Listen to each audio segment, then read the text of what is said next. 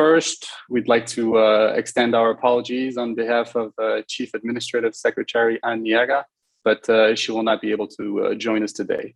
It's our hope that today's session will provide information and links to resources available, advocate for agricultural education and training in your communities. So who are we? Agriculture in the Classroom Canada. We are a national nonprofit charitable organization in Canada, and we're working across the country through our provincial member organizations who are on the ground delivering our learning into Canadian classrooms. And we have provincial organizations in every single province. So there's 10 groups that are there. We have quite the, I would say, massive vision, and that's to bring agriculture to every classroom, inspiring every student. So we want to ensure that every student has an agriculture experience throughout their school journey. And how we do that is to create meaningful connections to agriculture and food for students and educators. And we do that through supplying resources, outreach opportunities, and experiential learning opportunities for students. As you all know, we have a labor shortage and a challenge in agriculture and food. And so part of one of our very successful initiatives is to inspire students to think about a career in agriculture. So we have a platform called ThinkAg, and there is a thinkag.ca website that's a standalone website for students and educators and even parents to go to. And there's a number of elements under this website that are available for students to explore all the amazing opportunities in agriculture and food. And through this program, we also have a number of resources and learning opportunities for career counselors and different experiences that we can offer teachers to bring to their schools. Another really exciting opportunity, and this goes more into the primary grade levels, is Canadian Agriculture Literacy Month. And this happens every year during the month of March, where we really celebrate agriculture across the country in schools by bringing in farmers, speakers. We run hands-on activities in the classroom, and we've been running this program for 10 years now. We'll be heading into our 11th year this March, and have already reached over 400,000 students just with this program alone. So you can see there's just incredible uptake from teachers across the country in this program. When I talk about teachers, one of the key focus areas that we have is curriculum-linked resources. And I'm not sure how it is across the world, but in Canada, agriculture is not part of core curriculum. So we have to look for ways to bring agriculture and integrate into those core pieces like science, math, the social sciences. And that's very easy to do because agriculture is very much a part of all of these core curriculum areas. So we have a whole platform on our website where teachers can go in and actually search out any kind of information they would like to learn about and bring to their classroom, and it's connected to their provincial curriculum. So again, would love you to visit the website and have a look at this curriculum link tool that we have for teachers. We have developed a whole impact framework around the work that we're doing here in Canada. And when we think about our impact on the food system, we really took some time over the last 18 months to realize, what does success look like? What is impact? And what are the kinds of things that we're trying to do to have a positive impact on the food system? And we built it around 3 pillars, what we like to call the think, know, and feel pillars. And those are all about what experiences we want the student to have through their kindergarten to grade 12 journey, so that when they come out of grade 12, we can consider them an agriculture literate Canadian. And we've built it under these 3 pillars of think, know, and feel. The think pillar is about how we teach the information. So we make sure it's accurate, balanced, and current. We inspire critical thinking, inquiry-based learning, experiential learning. And then that middle know pillar is about where we can fit into Canadian curriculum and how we bring our pieces into these areas, such as technology and innovation, food and health, et cetera. And with that, we dovetail the conversations around careers and how the amazing opportunities that are out there for students to learn about and maybe consider for their post-secondary experience. And then that last piece is about the feel. That's where we get into that agriculture literate student who comes out of grade 12. And what do we want them to feel about agriculture? We want them to be confident. We want them to be very confident about their food choices. We want them to be empowered from where they can get information. We want them to be excited. And above all, we want them to feel welcome. We want them to understand that no matter where they came from, no matter what their interest is, there is a place for them in agriculture and food. How can different governments collaborate and share best practices across the board to create some type of an agricultural education continuum from primary through secondary through tertiary levels? How can the work that you're doing in Canada benefit other countries, and how can there be kind of a give and take and trade of ideas? So I think governments can play a great role in bringing together, the myriad of partners who are working in this space in Canada and the US. So I would love to collaborate on that. I think it's important that we understand that curriculums are different, not only in Canada. I mean, each province, the curriculum outcomes are different. The key is to be able to integrate the agriculture information into core curriculum. We tried for years to advocate for agriculture being added to the curriculum in Canada, and we decided that wasn't the way to go. It was much more impactful to be able to integrate into current curriculums.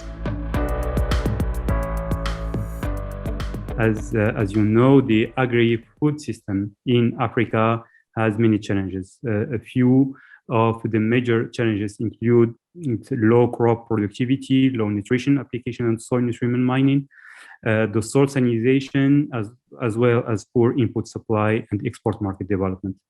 Despite the availability of a huge reserve of untapped water suitable for irrigation, the actual irrigated area in Africa is very low. It's less than 8%.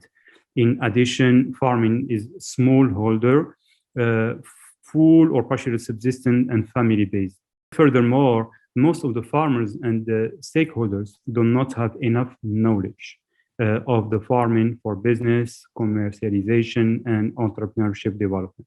Unmechanized and labor-intensive farming, low educational level of the rural poor farmers are also major challenges in many sub-Saharan African countries. All those factors are increasing rural poverty, food insecurity, and heavy dependence on food imports.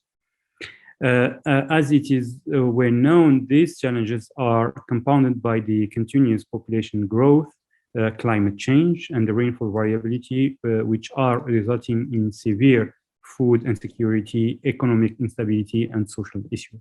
So this is the first point, just to highlight some challenges that Africa is facing. The suggested solutions, we share with you some ideas about that. So to break the stagnation in agricultural development in sub-Saharan Africa, besides the knowledge and the technological development, many sub-Saharan countries need agile policies and some incentive to the farmers, such as performance-based incentive linking local markets with the regional and national ones, land consolidation and community farming to increase the farm holding size, investment in irrigation infrastructures, water quantity and quality, and land, water, food, energy nexus. We need to develop a more crop value chain, to invest in irrigation, to optimize the fertilizer application, to adopt high yielding and farmers preferred crops and varieties, to conserve the local neglected and orphan crop species, and other solutions. Enhancing the capacity of farmers and the value chain stakeholders is the key pathway to achieve production with sustainability. And technology needs to be transferred from lab to field and from field to fork. So for such educational purposes, the conventional informal method of engaging and educating multi-stakeholders is the Farmers Field School. Together with the Farmers Field School, the technology demonstration and validation platforms like the Livy Labs innovation platforms need to be mobilized, engaging multi-stakeholders. Mohammed VI Polytechnic University, inaugurated in 2017 here in Morocco, endeavors to contribute to the sustainability of world food production through innovative research and high-quality training in the field of fertilizer science and technology.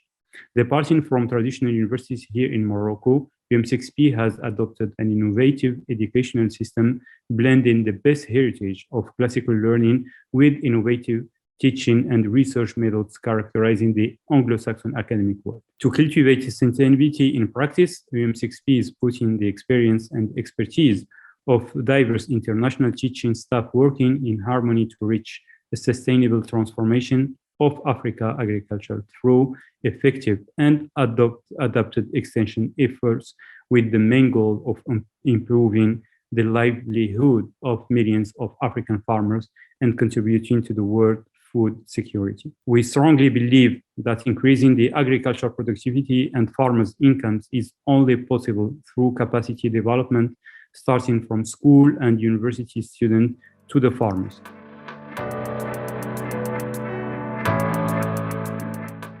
Many parents have given up on agriculture due to the low return they get through from their labor. Our investment in youth can also yield much more if we incorporate parents too, and begin to show them that agriculture can be profitable after all.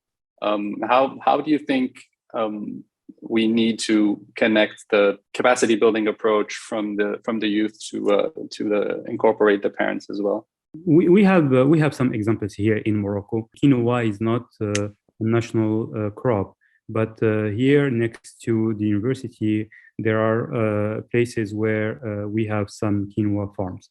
So what we have done so far is we work together with the parents and with the IDRC from Canada and ICBA from Dubai to improve, to see how to improve the farmers' income, but directly especially with women here in Morocco. And she were able to see that we can improve the income if we adopt some new ways of harvesting quinoa. And now those the women they are mothers of some youth, so they are pushing those youth to stay in this field and to develop more this value chain of quinoa. The other example here is what we call the farming by doing. So we give each student, each UM6P student, a piece of land at UM6P experimental farm, which is designated to every student to manage throughout his training period under supervision of his professors. So they can see that they can increase the farms even in a very small size farm, because it's about less than 1 hectare per student. Thanks to science, thanks to the sharing of the best practices, they can improve that. We need just to showcase and to invest in the education of the parents, which was the case here in Morocco in the quinoa project.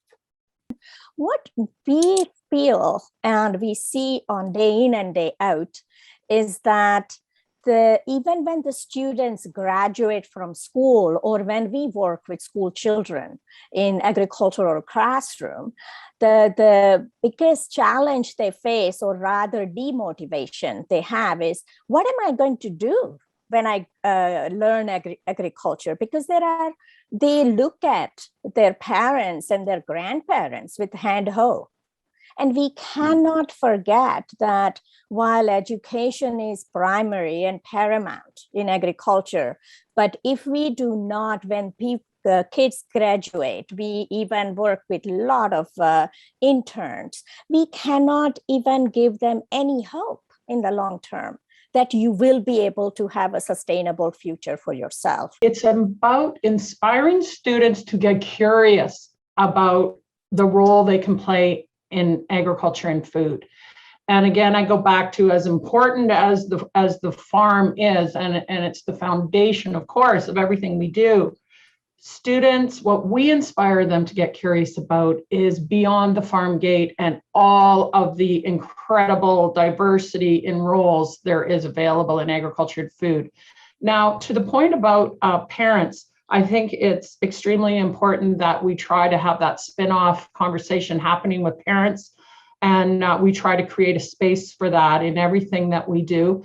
But I also think it is about changing the conversation and making it an open dialogue about the challenges in agriculture, but also how students can be part of the solution to some of these challenges in the work that they can do in the future.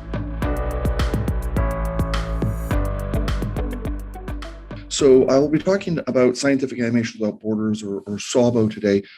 It's a research-based and extension outreach-based program now at Purdue University. And our central focus of this program is how can we engage people globally in order to develop a system or systems platforms to take knowledge from global and local experts, place it into a format that will be then understandable by people across languages and literacy levels. And then how do we share that globally? And how do we work with local partners so that they can have impact in their communities? Scientific Animation Without Borders, or SAWBO, is both a outreach program and a research program.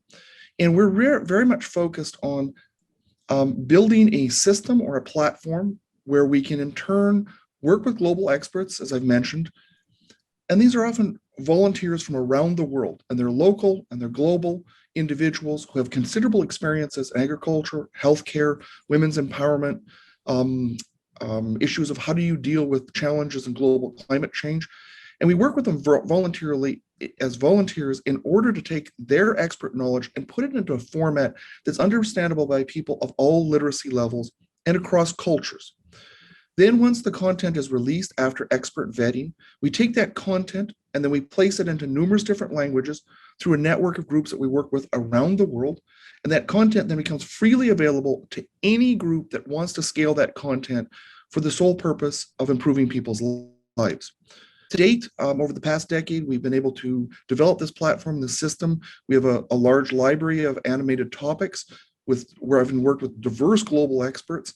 They're in over 120 topic areas. We're now in over 260 to close to 300 different languages globally.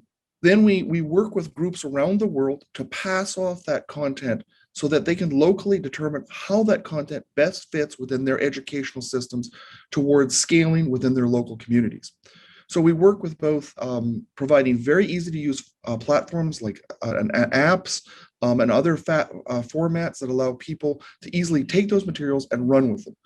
Numerous groups around the world have used our content, ranging from USAID programs, World Food Program, FAO, large NGOs, small NGOs, TV stations, etc. The intent is to have impact with the end users and then to understand and learn what impact our partners have had and then share that with others. So the research component of SAWBO is not research for research's sake, but research to understand the impact and the positive success stories that organizations have had and the challenges that they faced in order that we can share it with others towards optimizing their effective use of content in impacting people's lives. To date, SAWBO has touched over 50 million people globally. The content has now in use in about 120 countries. We have numerous partner organizations ranging in the hundreds of different groups that we interact with through what we call a hyper-collaborative approach. Organizations that I can just mention briefly include USAID, World Food Program, FAO. We work with numerous TV stations across the world to get this content onto their programming. We work with large NGOs, small NGOs, government agencies, social networks, and we work heavily with youth.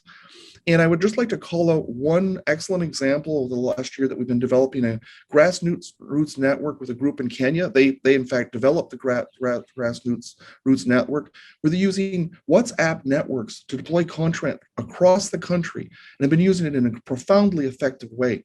So we've learned an incredible amount from their innovation, and this has been 100% youth driven. And it's been very exciting to actually watch as they've delivered this out into communities. Content could be shared between the groups on their networks and then taken out locally and used in the field. Finally, what we also do is we also take learning lessons from what has happened in the field.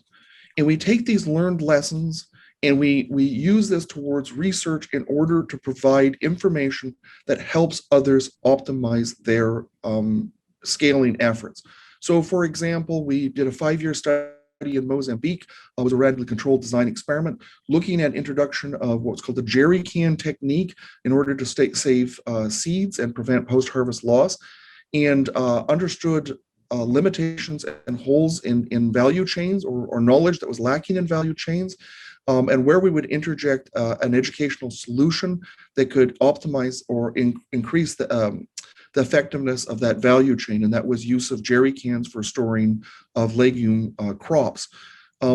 In a following up 2-year study, we're able to identify that over 89% of those people that learned through the animated technique, in fact, adopted that type of approach. We have numerous ongoing studies looking at how can we scale this content using multiple different mechanisms, both online and offline as well. Scientific Animations Without Borders program focus has been to take expert knowledge, place it in a format that's understandable by people across literacy levels and across languages, make that content freely available to others so they can scale how they see fit, and then work with them to share that information with the rest of the world so that others can learn from those experiences and use that content most effectively in their systems as well. I just had a question about people's perspective on vertical farming and hydroponics and its role in education. Do they see this as, something that's going to be a given as part of it, or do they see this as too much of a niche, not teaching the youth what they really need to know about the broad range of agriculture? Is it too limited? Teaching individuals who are getting into agriculture how to do vertical agriculture, which has the potential to allow you to produce more on a limited space of land. So it is a very logical area for us to ultimately work in. We haven't worked in that as of yet, but it's a very logical next step. But thank you for the question. It's an area that we would be very interested in moving into the future because I think there's tremendous opportunity. But I would also like to state from the technology perspective that our experiences, youth have been the ones that have driven deployment of the work that we've done. They're the ones with the innovations, with the new perspective on things. And for our perspective, we've learned a great deal from youth that are in youth groups that have worked in a diversity of different countries on their innovations of how they share the knowledge with other people and candidly generate excitement around agricultural approaches. So thank you. Gardening in the classroom is an absolutely superstar program because, as you said, students absolutely love to grow things. And so many of them have not had that opportunity to ever grow anything. So we actually have a huge gardening in the classroom program. What you're talking with the vertical gardening, we're very interested in that. And certainly from Canada's perspective, when we're going into remote communities in the north, we're finding that there is a lot of interest in the vertical gardening program. But the beautiful thing about learning gardens is they are such a global way to bring all aspects of the curriculum into that gardening every single day, and it becomes a real haven for the students to actually be growing something in their classroom, to be able to hang out in the garden, to have the harvest and invite their families in. And there's just so many fantastic pieces to that gardening system in the learning. When we talk of the food system, I think there is a lot on our table, directly or indirectly. Productivity increase, post-harvest loss and wastage, population increase, climate change, lots and lots of them on our table. The food system has lots of issues. The production, productivity, sustainable productivity, reducing wastage, innovations that we need in distribution and markets, and improving our diets, nutrition. So what we are doing as AFAS, AFAS is actually a continental body that coordinates agricultural extension service delivery, all actors in the agricultural extension service in Africa. So what we are doing is to bring together all actors from the public, private, NGOs, by enhancing utilization of improved knowledge, technologies, and innovations along agricultural value chains. And we have, so that they have sufficient capacity to effectively support value chain actors towards activating all nodes of the value chain. So what we do is we establish country fora at country levels. We have about 24 countries in Africa where we have country fora, and they are in charge of, agricultural extension service delivery at the country level. So we establish strong linkages with research for demand-driven technologies, innovations, management practices, and we liaise with partners to mobilize resources to implement AES at country level.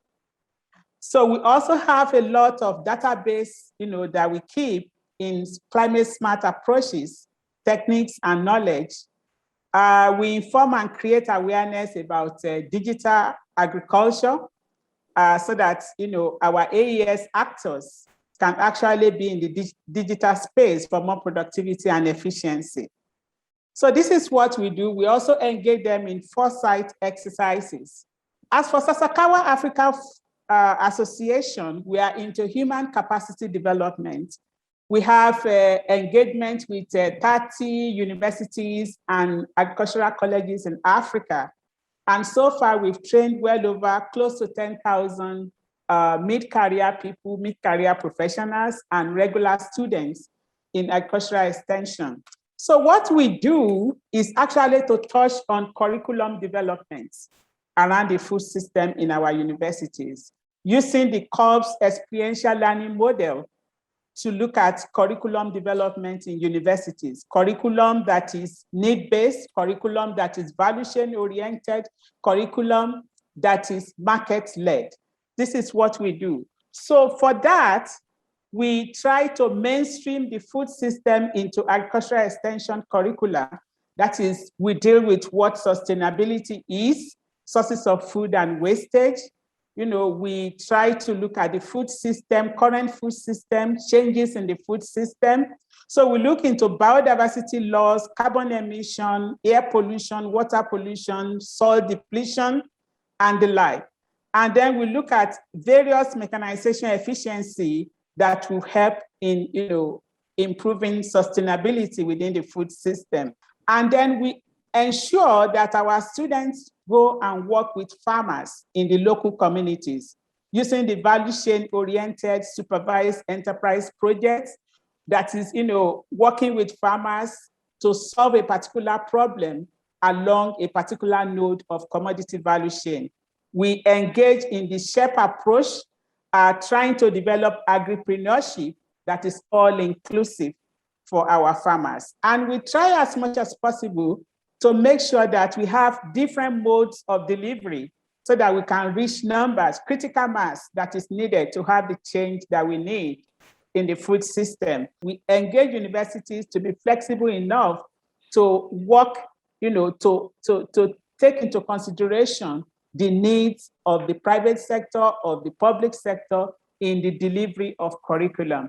So essentially, this is what we do in Africa, both AFAS and Sasakawa Africa Association. How do they mainstream their programs in school? In Ghana, we have a big challenge where the schools are so overloaded with curriculums, and our program, being an after-school program, is very, very difficult to implement because by the time the students close, they must be so tired. And I just want to see, we have been looking at how we can be able to mainstream to work with the Ghana Education Service so that our program can be part of the curriculum, but it's been very challenging. Probably he can share a few thoughts with us how we can be able to mainstream. Anyway, we've been working with AgriCorps, and currently we're working with the International Agricultural Fellowship Program. And I think we're doing great. Thank you. So we don't develop curriculum. we develop resources and teaching tools that can be integrated into the mandated curriculum. And that has been the way that we have found success. So it has to be connected into that science curriculum, into math, into social sciences, into food and nutrition, all of those pieces. So that has been our real turning point to have the success that we've had. And working with other partners such as 4-H has been also very monumental for us to be able to leverage the volunteers and the leaders that are involved in the 4-H program here in Canada. We use them to be part of our program and be the voice of the volunteers that run the outreach opportunities. So trying to bring the two groups together is really important. But the most important thing has been to say that everything we offer a teacher is connected to that core curriculum. Have you seen significant differences among women and men in being able to access video-based technologies, particularly when relying on WhatsApp and smartphones? Recently, during the COVID pandemic, we actually introduced the e-platform in all our programs, both for universities, agricultural colleges, and even at the farmer level, that's feed level. And prior to that, we actually saw that there was a big difference between men and women, and even people with special needs, using or accessing technologies for agricultural extension service delivery. So what we have done is in a country like Nigeria, where I happen to come from, we try to identify some of the problems that this particular group is having. And in Nigeria, we did what we call a digital wallet with the federal government, and where we also collaborate with digital companies to supply some of the telephones that they need, because the cost of some of these gadgets is one of the big issues for women and for people with special needs. So when they have, they are able to, get all these gadgets, I think life becomes a bit easier for them. And then we do a lot of training that is all inclusive. We also do farmer to farmer extension. That is, people from the local villages. A local farmer is talking to another local farmer. So that makes it a lot interesting. Women are talking to women, men are talking to men. It's an inclusive approach. So they're able to get the gadgets and they are coming up, gradually. It's very impressive. Thank you.